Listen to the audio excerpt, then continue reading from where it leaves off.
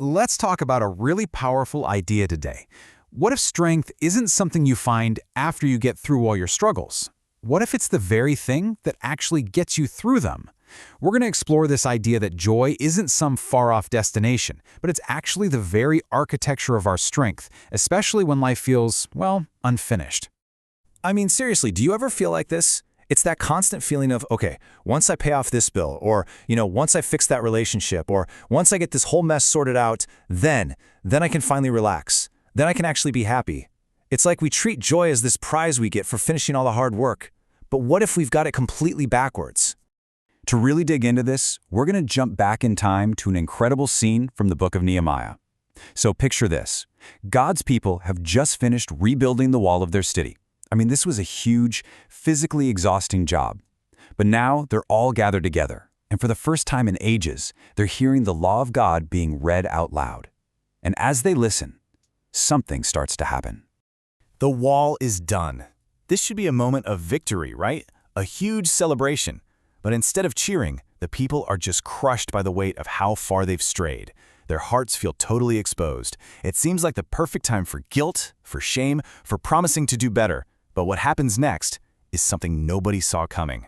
Right in the middle of this wave of grief washing over the crowd, their leader, Nehemiah, gets up. And instead of leading them in some somber prayer about all their failures, he gives them a command that is just shocking. He tells them, "Go home, eat the best food you have, drink the sweet drinks, and this is so important, share it with people who have nothing." And then he says it point blank. Stop grieving. Can you even imagine that?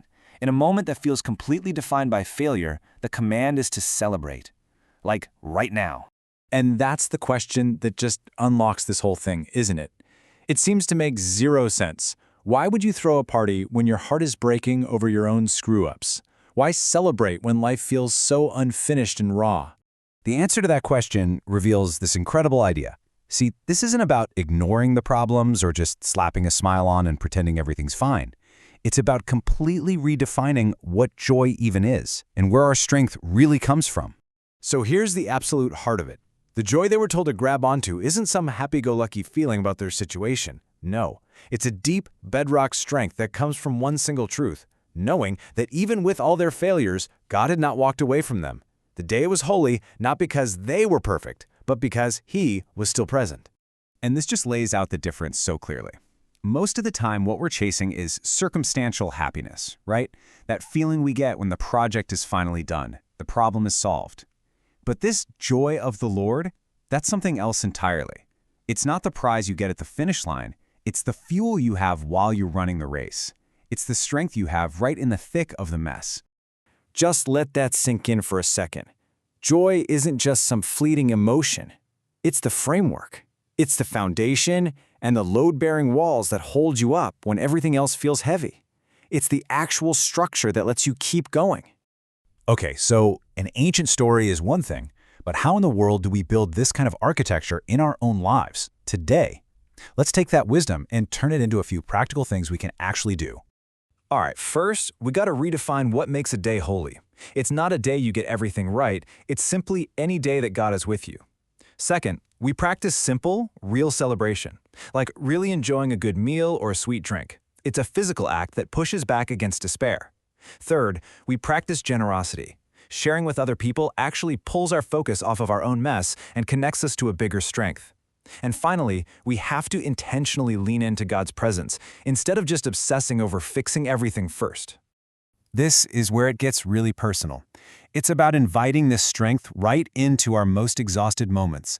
It's not about pretending you aren't tired. It's about finding a source of gladness that can exist right there, underneath the fatigue. And it's not about faking a smile when you feel like crying. It's about knowing that even behind the sighs of a long, hard day, there is a deep, constant presence that is faithful and near and good. That is the source of our strength. So here's the big takeaway. Strength isn't waiting for you in some perfect, fixed future. It is available to you right now, right in the middle of your unfinished life. Because joy isn't the absence of problems, it is the presence of God. So I'll just leave you with this to think about. What's one small way you can start building with this architecture of strength today?